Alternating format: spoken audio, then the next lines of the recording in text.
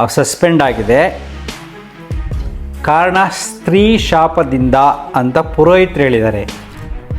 ಆಗ ಅವಳೇನು ಮಾಡ್ತಾಳೆ, ಮನಸ್ಪೂರ್ವಕವಾಗಿ ಶಾಪ ಆಗ್ತಾಳೆ. ಮೂಲ ಉದ್ದೇಶವೇ ಕೆಲವಾರು ಸಮಸ್ಯೆಗಳಿಗೆ ಪರಿಹಾರವನ್ನು ಕಂಡುಹಿಡಿಯೋದು.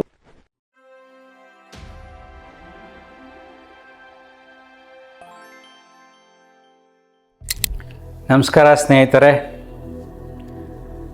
ನಮ್ಮ ಆ್ಯಪಲ್ ಲೈಫ್ ಯೂಟ್ಯೂಬ್ ಚಾನಲ್ ಒಬ್ಬರು ಪ್ರಶ್ನೆ ಕೇಳಿದ್ದಾರೆ.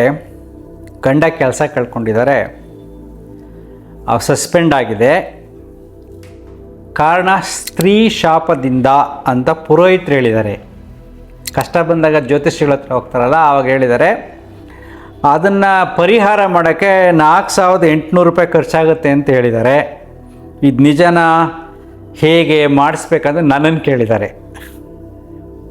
ಸೊ ನಮ್ಮ ಆ್ಯಪಲ್ ಲೈಫ್ ಯೂಟ್ಯೂಬ್ ಚಾನಲ್ ಮೂಲ ಉದ್ದೇಶವೇ ಕೆಲವಾರು ಸಮಸ್ಯೆಗಳಿಗೆ ಪರಿಹಾರವನ್ನು ಕಂಡುಹಿಡಿಯೋದು, ಮನಸ್ಸುಗಳಿಗೆ ಸಾಂತ್ವನ ಹೇಳೋದು, ಸಮಸ್ಯೆಯಿಂದ ಹೊರಗಡೆ ಹೇಗೆ ಬರಬೇಕು ಅಂತ ನನ್ನ ಜೀವನಾನುಭವದಿಂದ ಕೆಲವಾರು ಚಿಂತನೆಗಳನ್ನು ನಿಮ್ಮ ಜೊತೆ ಹಂಚ್ಕೋತೀನಿ. I am sharing my experience with you. ಅಷ್ಟೇಪ್ಪ, ಯಾರಿಗೆ ಪ್ರಯೋಜನ ಆಗುತ್ತೆ ಉಪಯೋಗಿಸ್ಕೊಳ್ಳಿ. ಸ್ತ್ರೀ ಶಾಪ ಇದು actually is very good subject. ಇದ್ರ ಬಗ್ಗೆ ತುಂಬ ಚಿಂತನೆ ಮಾಡಬೇಕು. ಹೆಣ್ಣಿಗೆ ನಾವು ಮಾಡತಕ್ಕಂಥ ಮೋಸ ಏನು? ಮೊದಲೆಲ್ಲ ಮೋಸ, ಪ್ರೀತಿ ಮಾಡಿರ್ತೀವಿ.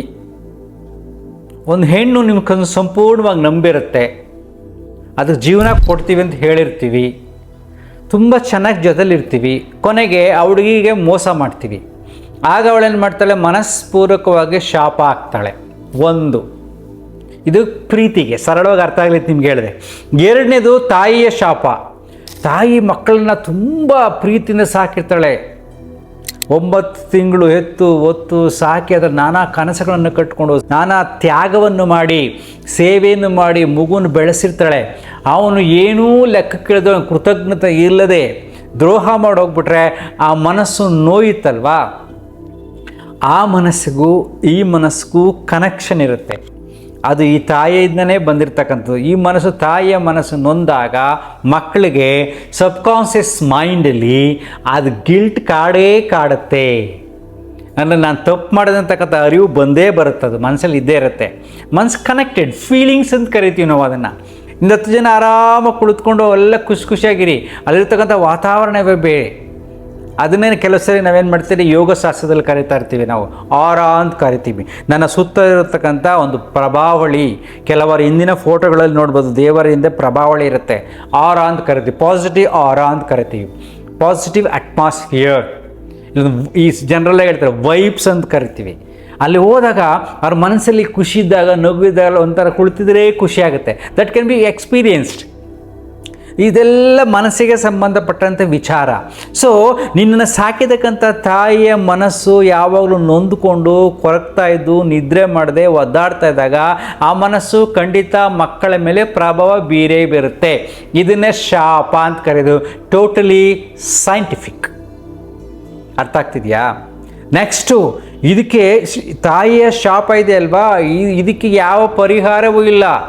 ಆ ಪರಿಹಾರ ಒಂದೇ, ಆ ತಾಯಿಯನ್ನು ಗೌರವಿಸುವುದು, ಪ್ರೀತಿಸುವುದು, ಕ್ಷಮಿಸುವುದು. ಇದು ತುಂಬ ಮುಖ್ಯ. ತಾಯಿಯಂದ್ರೆ ಏನಾಗ್ತಾರೆ, ವಯಸ್ಸಾಗ್ತಾ ಬಂದಾಗ ಅವರ ದೇಹದಲ್ಲಿ ಕೆಲವಾರು ಹಾರ್ಮೋನಲ್ ಚೇಂಜಸ್ ಆಗಿ ಸಮಸ್ಯೆಗಳ ಸಂಘರ್ಷದಲ್ಲಿ ಸಿಲುಕಿ ಮನಸ್ಸು ನೊಂದು, ಜೊತೆಗೆ ಅಜ್ಞಾನದಿಂದ ತಿಳುವಳಿಕೆ ಇಲ್ಲದೆ ಬರೀ ಮನೆಯಲ್ಲೇ ಇರ್ತಾರೆ, ಹೊರಗಡೆ ಎಲ್ಲ ಹೋಗಿರೋದಿಲ್ಲ, ಅಧ್ಯಯನ ಮಾಡಿರೋದಿಲ್ಲ, ಸಾಧನೆ ಮಾಡಿರೋದಿಲ್ಲ. ಆ ಮನಸ್ಸೇನಾಗುತ್ತೆ, ಚಿಕ್ಕ ಮನಸ್ಸಾಗ್ಬಿಟ್ಟು ಅದರಲ್ಲಿ ಮೌಢ್ಯತೆಗಳೆಲ್ಲ ತುಂಬಿಕೊಂಡು ಹೇಗೇಗೋ ಮಾತಾಡುತ್ತೆ. ಮಗ ಏನು ಮಾಡ್ತಾನೆ, ಹೊರಗಡೆಲ್ಲ ಓಡಾಡ್ತಿರ್ತಾನೆ, ಮಗಳ ಹತ್ರ ಹೊರಗಡೆಲ್ಲ ಓಡಾಡ್ತಾ ಇರ್ತಾಳೆ. ವಿಜ್ಞಾನದ ಪರಿವರ್ತನೆಯಲ್ಲಿ ಅವಳು ಪರಿವರ್ತನೆ ಆಗಿರ್ತಾಳೆ, ಮನಸ್ಸು ಬದಲಾಗಿರುತ್ತೆ, ಸಂಘರ್ಷಗಳು ಶುರುವಾಗ್ತವೆ.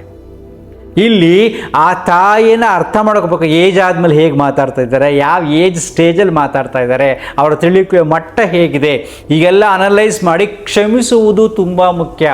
ಹೃದಯಪೂರ್ವಕವಾಗಿ ಅಮ್ಮನ ತಪ್ಪಿದ್ದರೂ ಕೂಡ ಮಕ್ಕಳು ತಂದೆ ತಾಯಿಯನ್ನು ಕ್ಷಮಿಸಿದರೆ ಯಾವ ಶಾಪವೂ ತಟ್ಟುವುದಿಲ್ಲ. ಅವ್ರು ಎಷ್ಟಾರ ಅಂದ್ಕೊಳ್ಳಿ, ಏನಾರು ಅಂದ್ಕೊಳ್ಳಿ, ನಿಮ್ಗೆ ತಟ್ಟಲ್ಲ. ಯಾಕೆಂದರೆ ಅವ್ರು ಅಂದ್ಕೊಂಡು ಅವರ ನೋವುಗಳನ್ನೆಲ್ಲ ನೀವು ಕ್ಷಮಿಸಿದ್ದೀರ. ಸಾಧ್ಯವಾದಷ್ಟು ಕೃತಜ್ಞತೆಯಿಂದ ಅವರನ್ನು ಪ್ರೀತಿಸಿದಾಗ ನಿಮಗೆ ಶಾಪ ತಟ್ಟುವುದಿಲ್ಲ ತಾಯಿದು. ಇನ್ನು ಮುಖ್ಯವಾದುದು ಹೆಂಡತಿದು ಕೂಡ. ಹೆಂಡತಿಯ ಶಾಪ, ಸ್ತ್ರೀ ಶಾಪ ಅಂದರೆ ಬರೀ ಯಾರೋ ಬೇರೆಯವರಲ್ಲ, ಹೆಂಡತಿ ನಿಮ್ಮನ್ನೇ ನಂಬ್ಕೊಂಡು, ಗಂಡ ಹೆಂಡತಿಯನ್ನೇ ನಂಬ್ಕೊಂಡು ಬಂದ್ಕೊಂಡು ಬದುಕನ್ನು ಸಾಗಿಸ್ತಾ ಇರ್ತಾರೆ. ಎಲ್ಲವನ್ನು ಬಿಟ್ಟು ಬಂದು ಇಲ್ಲಿ ನಿಮ್ಮ ಜೊತೆಲಿ ಇರ್ತಾರೆ ಮತ್ತು ಏನೋ ಒಂದು ಅದ್ಭುತವಾದ ಕನಸನ್ನು ಕಟ್ಕೊಂಡಿರ್ತಾರೆ. ಅದರಲ್ಲಿ ಸಹಜವಾಗಿ ಪ್ರಕೃತಿಯಲ್ಲಿ ವ್ಯತ್ಯಾಸಗಳಿದ್ದೇ ಇರ್ತದೆ, ಬುದ್ಧಿಯ ಮಟ್ಟ ವ್ಯತ್ಯಾಸಗಳಿರ್ತವೆ. ಆ ವ್ಯತ್ಯಾಸದಲ್ಲಿ ಸಂಘರ್ಷಗಳಾದಾಗ ಅದನ್ನು ಅರ್ಥ ಮಾಡಿಕೊಂಡು ಕ್ಷಮಿಸಿ ಪ್ರೀತಿಸಿ ಬದುಕುವುದು ಜೀವನ. ಸೊ ನೀವು ಕ್ಷಮಿಸದೆ, ನೀವು ಪ್ರೀತಿಸದೆ ಬರೀ ದ್ವೇಷನೇ ಮಾಡ್ತಾ ಕೂತ್ಕೊಂಡಿದ್ರೆ ನೀವು ನೆಮ್ಮದಿಗಿರೋಕ್ಕಾಗಲ್ಲ, ಅದು ಕೂಡ ಶಾಪವೇ. ಆದರೆ ಕೆಲವರು ಅಜ್ಞಾನ ಇರುತ್ತೆ, ಅವರೇ ತಪ್ಪುಗಳು ಮಾಡ್ತಾ ಇರ್ತಾರೆ, ನೀನೇನೂ ತಪ್ಪು ಮಾಡಿರೋದಿಲ್ಲ. ಆಗ ನಿನಗೆ ಯಾವ ಶಾಪವೂ ತಟ್ಟುವುದಿಲ್ಲ. ನಿನ್ನ ಮನಸ್ಸು ನಿರ್ಮಲವಾಗಿ, ನಿನ್ನ ಮನಸ್ಸಿನ ಯಾವುದೇ ಕೆಡುಕಿಲ್ಲದೆ, ಯಾರ ಮೇಲೂ ದ್ವೇಷವಿಲ್ಲದೆ, ಯಾರ ಮೇಲೆ ಏನಾದರೂ ಮೋಸ ಮಾಡದೆ ನಿನ್ನ ಮನಸ್ಸು ನಿರ್ಮಲವಾಗಿದ್ದರೆ ಯಾವ ಸ್ತ್ರೀ ಶಾಪವು ನಿನಗೆ ತಟ್ಟುವುದಿಲ್ಲ. ಯಾಕೆಂದರೆ ನೀನು ಅವ್ರಿಗೆ ಯಾರಿಗೂ ಏನು ಅನ್ಯಾಯ ಮಾಡಿಲ್ಲ. ಯಾವ ಪೂಜೆ ಪುನಸ್ಕಾರಗಳ ಅವಶ್ಯಕತೆಯೂ ಇಲ್ಲ. ಯಾಕೆಂದರೆ ನೀನು ಯಾರಿಗೂ ಅನ್ಯಾಯ ಮಾಡಿಲ್ಲ. ಏನನ್ನೂ ಮಾಡದೇ ಇರತಕ್ಕಂಥ ಖಾಲಿಯ ಮನಸ್ಸಿನಲ್ಲಿ ಪ್ರೀತಿ, ಮಮತೆ, ಸೇವೆ, ಕರುಣೆ, ತ್ಯಾಗ ಎಲ್ಲವೂ ತುಂಬಿರುವಾಗ ಭಗವಂತ ಅಲ್ಲಿ ಇರ್ತಾನೆ. ಅಂದರೆ ಒಳ್ಳೆಯ ತನವೇ ಭಗವಂತ. ಈ ಸೃಷ್ಟಿ ನಿನ್ನನ್ನು ಕಾಪಾಡುತ್ತೆ. ಅಂದರೆ ಮನಸ್ಸಿನ ಸ್ಥಿತಿಗೂ ಈ ಪ್ರಕೃತಿ ನಡೀತಕ್ಕಂಥ ವಿದ್ಯಮಾನಗಳಿಗೂ ತುಂಬ ಕನೆಕ್ಷನ್ ಇದೆ. ನೀನು ಎಷ್ಟೋ ವಿಚಾರಗಳನ್ನು ಬರೀ ನೋಡುವುದರಿಂದ, ಸೃಷ್ಟಿಯನ್ನು ನೋಡುವುದರಿಂದ ನೀನು ಕಲಿಬೋದು. ಪುಸ್ತಕವನ್ನು ಓದುವುದರಿಂದ ಅಷ್ಟೊಂದು ಕಲಿಯೋಕ್ಕಾಗೋದಿಲ್ಲ. ಪ್ರಕೃತಿಯನ್ನು ಗಮನಿಸುವುದರಿಂದ, ಪ್ರಕೃತಿಯ ಒಡನಾಟದಲ್ಲಿ ಆ ಪ್ರಕೃತಿನ ಏನನ್ನು ಪಡಿತಾ ಇದೆಯಾ ಆ ಚಿಂತನೆಗಳಿಂದ ನೀನು ಎಷ್ಟೋ ಜ್ಞಾನವನ್ನು ಪಡಿಬೋದು. ಮನಸ್ಸು ಆಗ ಸಂಪೂರ್ಣವಾಗಿ ನಿರಾಳವಾಗುತ್ತೆ. ಅದೇ ಸತ್ಯವಾದ ವಿದ್ಯೆ, ಪ್ರಕೃತಿಯನ್ನು ನೋಡಿ ಕಲಿಯುವುದು.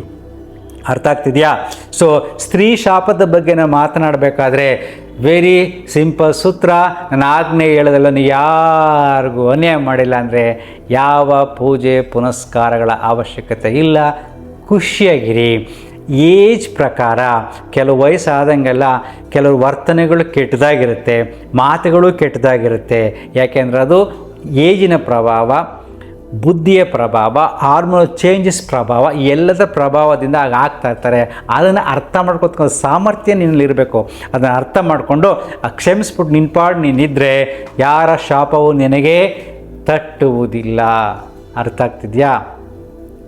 ಅಂತರ್ಮುಖಿ ಸದಾ ಸುಖಿ. Thank you.